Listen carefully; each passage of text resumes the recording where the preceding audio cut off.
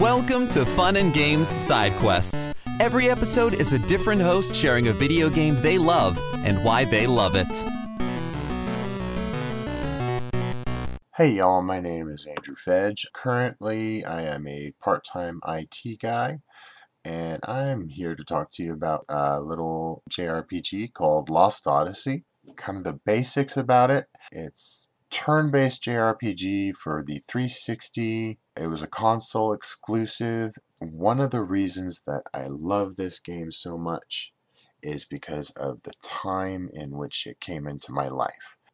I'm someone who came very late into the RPG world, and because of that, nearly everything that I had experienced so far was at least PS2 era. So I was very used to turn-based systems. I was used to 3D graphics, not sprites. I was used to voice acting. And when the PS3 and 360 came out, the visual bump up for the graphics plus voice acting kind of hit all of my points. And I had several months that I could kind of chug away at it, and I just fell in love with the world, the characters. So let me kind of just start off from the beginning of the game, and I don't want to get too spoilery about end game stuff. There are some tropes that are present, for better or for worse. They're there. The world begins essentially mid-battle. Your first player character is a man named Kaim. He is an immortal.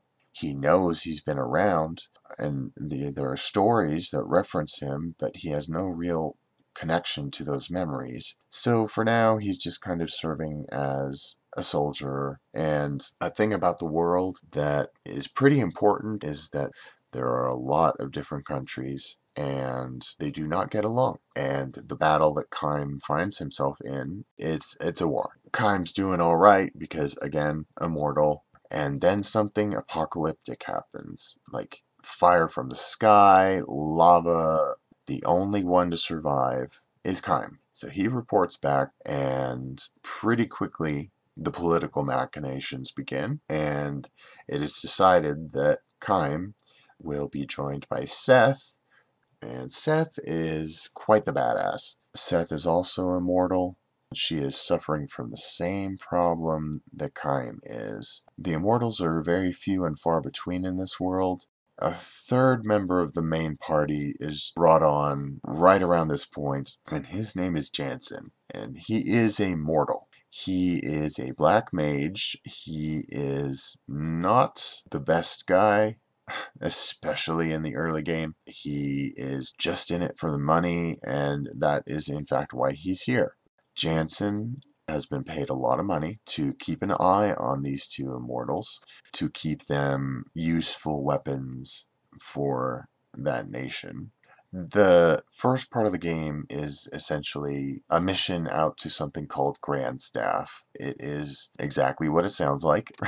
You learn Kaim and Seth are the physical fighters, Jansen is the magic guy, but this is also where some of the more interesting battle mechanics come in.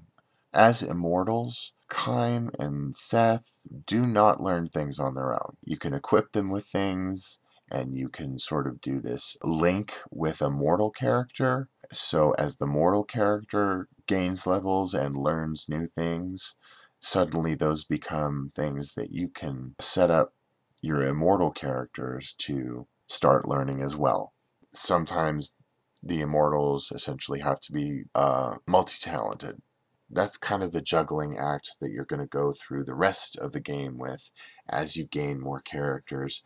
And it really allows for a lot of opportunities to spec out your characters the way you might want to, or the way that is appropriate to the particular fight. It was one of the things that I had the most fun with. Kind of moving on to the combat. Beforehand, I knew it was going to be the classic turn-based system. I enjoy that. I do not have the best hand-eye coordination. The ring system of Lost Odyssey is something that doesn't come into play until you have made all of your choices. And as Kime or Seth runs to the enemy that you have assigned to them, a ring appears, and I don't know how to describe it other than anime lines that effect to show you that high-speed motion is happening. And if you get it good, you can get critical hits, you can siphon off MP, you can siphon off HP. So just that little twist that allowed me to, go through the menus, make all my choices, and then as the action began, I still had something to do as a player. That kept me actively engaged in the battle. It provided a flow and a reason to stay engaged during the battles. Sometimes it could go horribly wrong for me. There were some things that I missed very badly, and so a lot of mini bosses got a lot of good hits on me because the thing I was trying to pull off did not happen. This is kind of where I feel like I need to return to that first mission. So the trio reaches Grand Staff, and it is pretty much a mess. You accomplish what you were sent there to do, but as that happens, Kime, Seth, and Jansen get captured by Numara, which is a country that's so far not been involved in these wars. It's very isolationist, and they're a little concerned about all of this war tech. So now you three lucky people, you get to go back to Numara and explain what is going on. And through this, as we flash back to the capital, it becomes much more clear that while Kime and Seth don't really know what's going on or why their memories are missing, there are people that absolutely know and absolutely sent them on this long-ranging mission to get them out of town. So through being captured by Numara, you are led to an island nation ruled by another immortal. Her name is Ming Numara, and she is also suffering from knowing that she's immortal, also essentially memory wiped. She's doing her best just to kind of stay out of everybody's way, not get involved, not put her people into some kind of compromising situation while all the other nations are going to war with each other. And once Kime, Seth, and Jansen are essentially released, they're not allowed to go home, but they do have free reign of the island, which of course in RPG speak means you're about to meet a whole bunch of other characters that are going to join your party. And this is where Kime and Seth really start to have some breakthroughs. This all seems very familiar to them. It turns out that it's entirely possible that they have children, and that it's been so long that they have grandchildren out there. Really, this is the point at which I kind of want to stop, just because as you gain two more characters pretty immediately, and they have a relation to Kime, so suddenly he has more memories brought back to him, and he feels very, very responsible for these two younger children that are very intent on joining him and the group in whatever it is they're doing. But again, as I said, just every step of their quest was designed to get them out of the way for the longest period of time. You're going to circle back through the 60 to 80 hours that I always kind of plot out for RPGs. What draws me in so much really is the discovery of the immortals regaining their memories. Jansen, who was initially hired to be I don't care, whatever, give me the gold man, before they even get to Grand Staff. He can pick up on the fishy stuff that's going on back in the capital, and because he knows there's something going on that's really wrong, and hanging out with these immortals may both bring him adventure, which he's not the biggest fan of because he's a bit of a coward, but may also bring him recognition and riches, which he's a much bigger fan of. And just one of the things I really, really love, especially as more and more characters are added in, are discovering exactly what their connections to each other are. The immortals are kind of a mixed bag. Some of them retain more than others.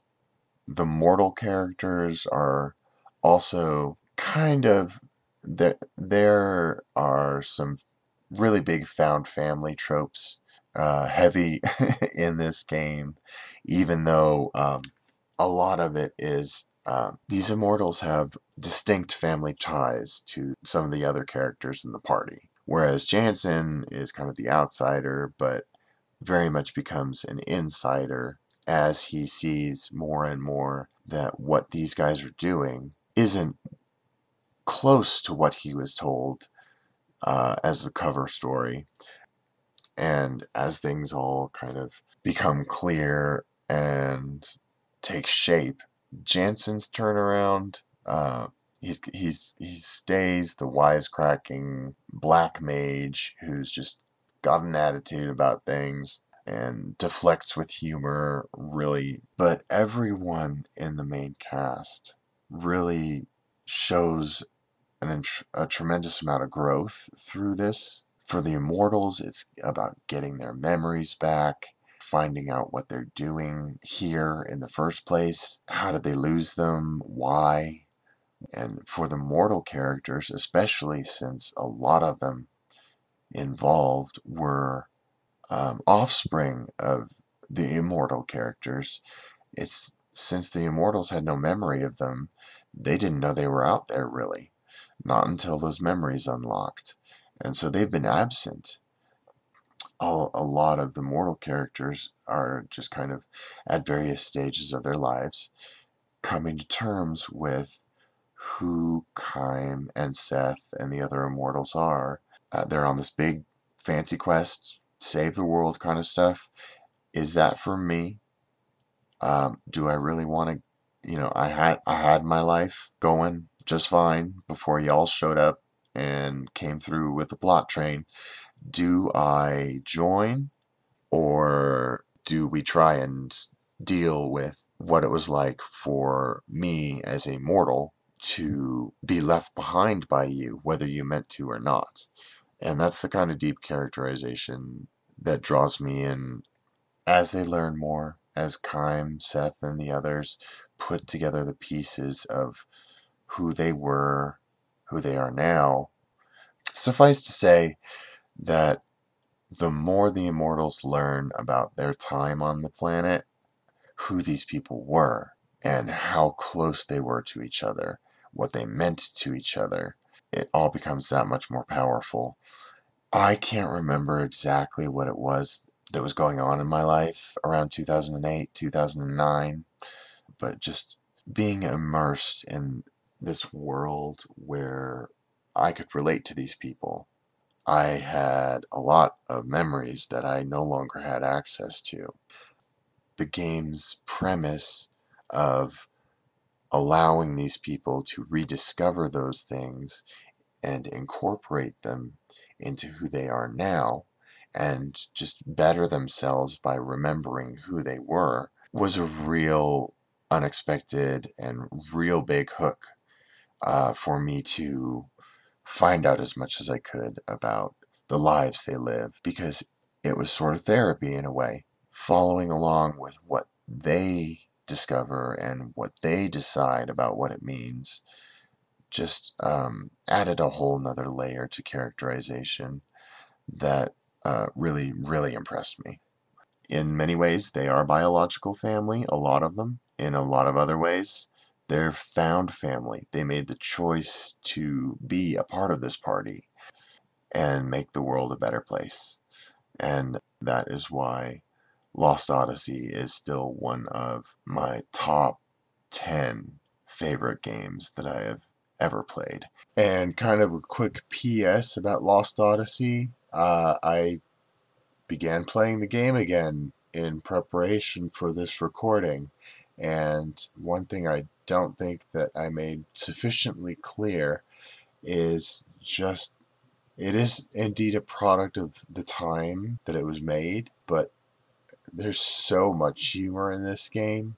It very much can kind of whipsaw between very, very deep and sometimes hurtful emotions from any of the characters, but in a lot of situations, so many of those characters have some of the bitingest, funny lines, just back and forths, and that's part of kind of what builds that family dynamic, that real friendship group dynamic that keeps the game from falling into just being a sad, sad journey. Yes, bad things are happening around them, and yes, they have this ultimate quest to fix the world, but at the same time, the writing team and the voice actors just pull off some comic brilliance at moments when this game needs it the most, and I wasn't feeling like I was getting it there in the first take of this all, so I felt like I needed to add it here just to let you know that if you do decide to go, yes, it's heavy, heavy subject matter, but it is also going to be a very funny, funny ride to be on, and I hope you appreciate that aspect of it too. I do hope that I've sparked an interest in you to go ahead and check it out, but for now, take care, and as always, happy gaming.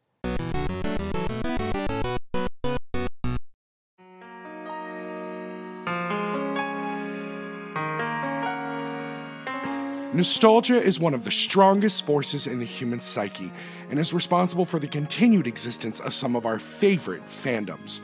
From the minds behind the Dole Up in Dreams podcast and Isolation Cast Voices from Quarantine, Saturday Morning Confidential takes you on a deep dive into the properties that helped influence the artists and creators of today. So whether you are a Goonie, a Gem Girl, a Digi-Destined, or you just want to return to Oz, new episodes release on Fridays bi-weekly starting January 1st of 2021, and join us on the Wednesdays after the main show for the Serial Killer Radio Hour, where we sit down with the people responsible for the toys, shows, and fandoms that you love.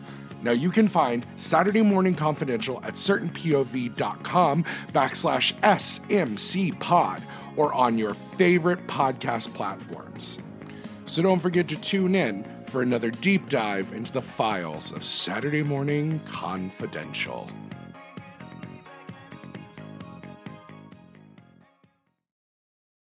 CPOV. certainpov.com.